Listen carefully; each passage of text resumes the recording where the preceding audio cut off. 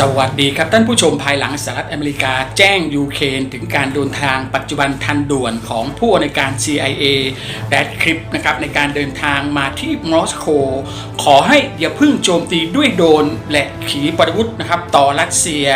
และภายหลังการเดินทางสิ้นสุดลงปฏิบัติการโดรนของยูเครนมันจึงเริ่มต้นขึ้นทันทีเมื่อเวลา 4 นาฬิกาตามเวลาประเทศไทยหรือช่วงเวลา 23 นาฬิกาตามเวลาของยูเครนท่านผู้ชมตามแหล่งข่าวรัสเซียรายงานมีโดรนประมาณ360 ลำแม้ว่าปริมาณโดรนเหล่านี้มันจะอยู่ในเส้นทางที่แสดงยังคงเป็นเพียงประมาณการอย่างคร่าวๆตัวเลขการโจมตีล่าสุดของทางการรัสเซียที่สกัดกั้นได้ดูเหมือนสกัดกั้นโดรนได้418 ลำท่านผู้ชมครับลูกศรสีแดงๆมันบ่งบอกถึงทิศทางการเคลื่อนที่ของ UAV ได้เป็นอย่างดีภายหลังการเดินทางกว่า5ชั่วโมงท่านผู้ชมครับเมื่อเวลา 10 นาฬิกาตามเวลาประเทศไทยเนี่ยนะครับ26นะครับสิงหาคมโดรนมันก็เดินทางไปถึงพื้นที่แห่งแรกที่กลายเป็นเป้าหมายในการโจมตีมันกลายเป็นศูนย์โลจิสติกของไวเบอรี่อีกครั้งที่เมืองคาชอฟนะครับจังหวัดตัมบอฟท่านผู้ชมครับโดรนโจมตีเกิดขึ้นอีกแห่งแรกของคืนซึ่งมันกำลังถูกไฟไหม้รุนแรงจากการโจมตีด้วยโดรนของยูเครนอีกครั้งนี่แหละครับเจ้าหน้าที่รัสเซียระบุนะครับว่าไฟมันได้ลุกลามไปทั่วพื้นที่ 40,000 ตารางเมตรจากพื้นที่ทั้งหมด 100,000 ตารางเมตรนี่แหละครับมันเกือบครึ่งหนึ่งของศูนย์ดังกล่าวมองเห็นเปลวเพลิงที่มันลุกครุโชนนั่นหมายความว่าการโจมตีซ้ำครั้งที่2ของศูนย์แห่งนี้นี่แหละครับซึ่งมันเคยถูกโจมตีมาแล้วในปฏิบัติการครั้งแรกในการโจมตีศูนย์โลจิสติกที่เริ่มต้นตั้งแต่ 18 กรกฎาคมการโจมตีครั้งนั้นท่านผู้ชมครับรัสเซียสามารถควบคุมเพลิงได้อย่างรวดเร็วคลังสินค้าไม่ได้รับความเสียหายร้ายแรงทำให้สามารถเปิดดำเนินการได้ใหม่หลังจากเหตุการณ์5 วันแต่สำหรับครั้งนี้ท่านผู้ชมครับมันคงอาจจะไม่สามารถกลับมาดำเนินการได้ในเร็ววันไวเดลลี่มีศูนย์ค้าส่งกระจายสินค้าโลจิสติก30 แห่ง23 แห่งมันถูกโจมตีและได้รับความเสียหายเกือบ 100% นอกจากนี้ท่านผู้ชมครับ4 ชั่วโมงต่อมายูเครนได้เปิดฉากโจมตีครั้งใหญ่อีกครั้งโดยการใช้โดรนแม่นยำระยะไกลนี่แหละครับต่อลงกันน้ำมันคาทอฟสกี้นะครับในเขตนิสนีนอฟโกรอดเกิดไฟไหม้หลังจากการโจมตีนะครับซึ่งถือเป็นโรงงานที่ใหญ่ที่สุดของโลกออยล์นะครับเป็นโรงงานที่ผลิตนะครับกันน้ำมันได้17 ล้านตันต่อปีเป็นโรงงานใหญ่อันดับ4ของรัสเซียและเป็นโรงงานที่ดูเหมือนว่าล็อกออยล์นี่แหละครับเป็นโรงงานที่ใหญ่ที่สุดของเขาเหตุการณ์เมื่อคืนมันก็เลยกลายเป็นอีกค่ำคืนแห่งความสำเร็จของกองทัพอาวุธยูเครนที่โจมตีเป้าหมายหลายแห่งทั่วรัสเซียซึ่งห่างจากชายแดน800 กิโลเมตรสำหรับโรงกลั่นน้ำมันล่าสุดท่านผู้ชมครับสำหรับโรงกลั่นน้ำมันแห่งนี้สร้างตั้งแต่ปี 1958ท่านผู้ชมครับถือว่าเป็นโรงกลั่นที่มีความจุในการแปรรูปน้ำมันมากถึง17 ล้านตันหรือประมาณ 340,000 บาร์เรลต่อวันนี่แหละครับคิดเป็น 5% ของกำลังการกลั่นทั้งหมดของรัสเซียเป็นผู้ผลิตน้ำมันเบนซินรายใหญ่อันดับ2ของรัสเซียยูเครนกลับมาทำการโจมตีซ้ำแล้วซ้ำเล่านะครับโดยประสิทธิภาพของการโจมตีมันเพิ่มมากขึ้นเรื่อยๆตามปริมาณหัวรบนี่นะครับที่มันได้รับการบรรจุเพิ่มขึ้นการโจมตีสำหรับโรงกลั่นแห่งนี้เกิดขึ้นมาแล้วทั้งหมด10 ครั้งตั้งแต่ปี 2025 นี่แหละครับรวมการโจมตี5 ครั้งและสำหรับปี 2026 นี่แหละครับมันเริ่มโจมตีครั้งแรกเมื่อ5 เมษายนนะครับ18 เมษายนเป็นครั้งที่2นะครับ18 พฤษภาคมโจมตีครั้งที่2และ20 พฤษภาคมนี่แหละครับมันก็กลับไปโจมตีซ้ำต่อหอกลั่น AVT6 นี่แหละครับทำให้ต้องทำการปิดการแปรรูปน้ำมันดิบมากกว่าครึ่งหนึ่งของโรงกลั่น24 มิถุนายนได้รับการโจมตีซ้ำอีกครั้งและวันนี้เช้าวันนี้ท่านผู้ชมครับ26 สิงหาคมการโจมตีเกิดขึ้นอีกครั้งโดยมีรายงานเพลิงไหม้ครั้งใหญ่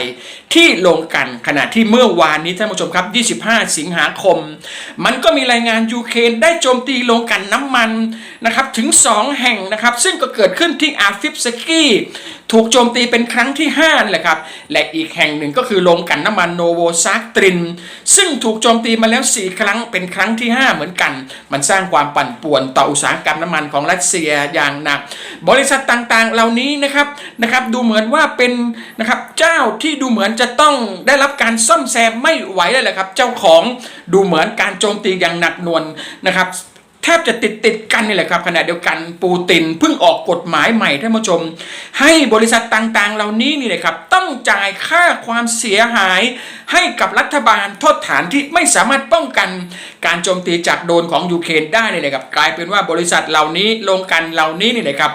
มีความผิดโทษฐานที่ไม่สามารถป้องกันตัวเองได้นะครับท่านผู้ชมครับ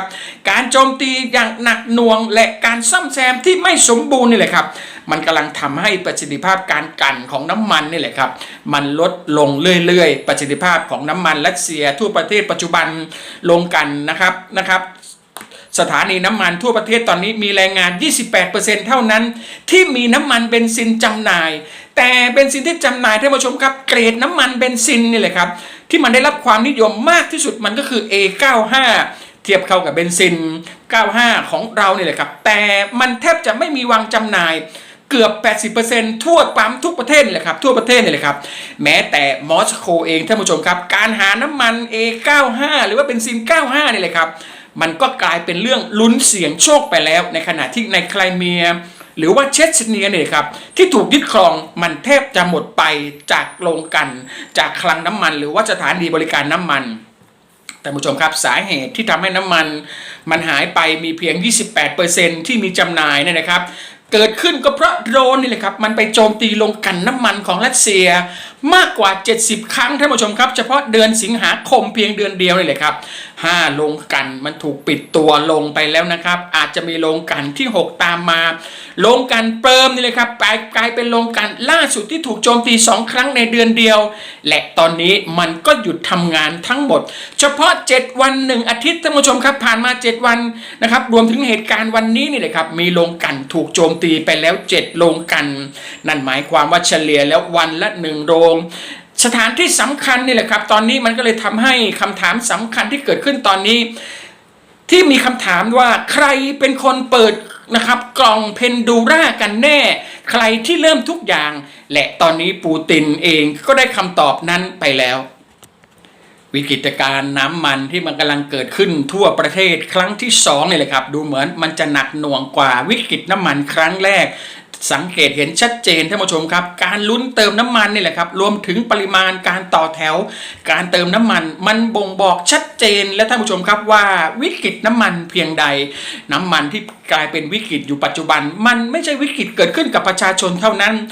อุตสาหกรรมทหารหรือว่าการปฏิบัติการทางทหารนี่แหละครับมันก็ได้รับผลกระทบการโจมตีจากเครื่องบินทางยุทธศาสตร์ลดลงการใช้น้ำมันของรถถังยานเกราะมันก็ลดลงศักยภาพในการรุกรบของรัสเซียมันจึงลดลงตามไปด้วยท่านผู้ชมครับสถานการณ์ปัจจุบันมันเป็นที่ชัดเจนแล้วล่ะครับว่าปูตินไม่มีเจตนาที่จะยุติสงครามนะครับไม่มีการพัฒนาการใดๆหลังการเยือนนะครับหรือความคืบหน้าใดๆหลังการเยือนมอสโกของผู้ในการ CIA ซึ่งเกิดขึ้นล่าสุดเมื่อวานนี้ท่านผู้ชมครับรายงานมันเริ่มปรากฏชี้ชัดแล้วนะครับว่าปูตินนั้นยังคงปฏิเสธการหยุดยิงและยุติความเป็นปฏิปักษ์ขณะเดียวกันเขากำลังนะครับทำสงครามขู่อีกครั้งว่าจะเพิ่มความเข้มข้นในการโจมตียูเครนนี่แหละครับเพื่อตอบโต้การโจมตีของยูเครนขณะเดียวกันท่านผู้ชมครับสิ่งสำคัญคือไม่มีเหตุผลที่จะคาดหวังว่าผู้นำอเมริกัน CIA นี่แหละครับที่บินไปมอสโกอย่างกระทันหันมันจะทำให้ยุติสงครามที่สหรัฐเองก็มีปัญหาอื่นอีกมากมายในความสัมพันธ์กับรัสเซียในขณะที่สงครามดำเนินการมา5ปีและมีแรงผลักดันมหาศาลของตัวเองปูตินเริ่มสงครามนี้และจนถึงตอนนี้ท่านผู้ชมครับ เขายังไม่แสดงความเต็มใจที่จะยุติสงครามและเขาเองนี่แหละครับเป็นคนเปิดกล่องเพนโดล่าการเยือนรัสเซียของผู้อำนวยการ CIA อาจเชื่อมโยงเคมลินนะครับในเรื่องของการส่งข้อมูลข่าวกรองให้อิหร่านสำหรับการโจมตีกองกำลังสหรัฐในตะวันออกกลางและคลิปนี่แหละครับน่าจะมาเตือนเจ้าหน้าที่รัสเซียว่าหากเรื่องนี้ยังคงดำเนินต่อไปนี่แหละครับมันจะมีผลตามมาซะมากกว่าท่านผู้ชมครับสำหรับยูเครนเมื่อเริ่มต้นของสงครามท่านผู้ชมครับยูเครนต่อสู้อย่างหนักเพื่อให้ได้รถถังจากตะวันตกมาและตอนนี้กลับพบว่ารถถังหลายคันมันไปจมกองอยู่ในป่าท่านผู้ชมครับเมื่อไม่กี่ปีก่อนหน้านี้รถถังอย่างลีโอพาร์ดนี่แหละครับมันเป็นหนึ่งในอาวุธที่ยูเครนต้องการมากที่สุดโดยแต่ละคันมันมีราคา$10 ล้านสหรัฐแต่เมื่อพวกมันมาถึงท่านผู้ชมครับโดนราคาถูกมันก็เริ่มอาละวาดมันได้เปลี่ยนแปลงสมรภูมิลบไปการนำรถถังไปใกล้แนวหน้าโดยตรงนี่เลยครับมันจะกลายเป็นเหยื่อซะเองจนกลายเป็นหลายคันถูกซ่อนไว้ด้วยตาข่ายลายพรางต้องรอภารกิจที่แทบจะไม่เกิดขึ้นอีกแล้วนะครับและเมื่อพวกมันเคลื่อนไหว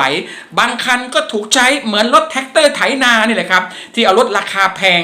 ไปลากยานพาหนะที่เสียหายเมื่อสภาพอากาศเลวร้ายพอที่จะทำให้โดรนเข้าไม่ถึงและมองไม่เห็นการเคลื่อนไหวของพวกมันดังนั้น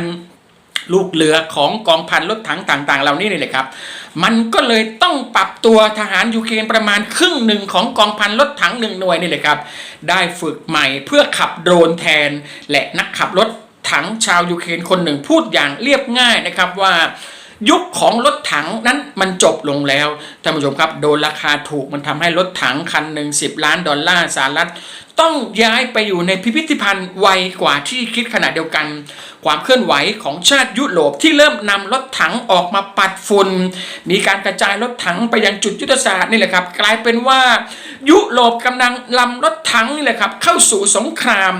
มีการนะครับมีขณะเดียวกันก็มีความพยายามของรัสเซียเตรียมกำลังพลถึง500,000 นายรถถังอีกเป็นพันคันในการปะทะกันที่กำลังจะเกิดขึ้นยุโรปดูเหมือนยังตามยูเครนไม่ทันท่านผู้ชมครับเพราะว่าสงครามยูเครนที่ผ่านมามันพิสูจน์แล้วล่ะครับว่าไม่ใช่สนามของสงครามรถถังแล้วมันจึงดูเหมือนว่าทั้งสองนี่เลยครับคงนำรถถังมาประลองกำลังกันมากกว่าเพราะว่าถ้าเผื่อการปะทะมันเกิดขึ้นจริงมันจะกลายเป็นสงครามโดนไปซะแล้ว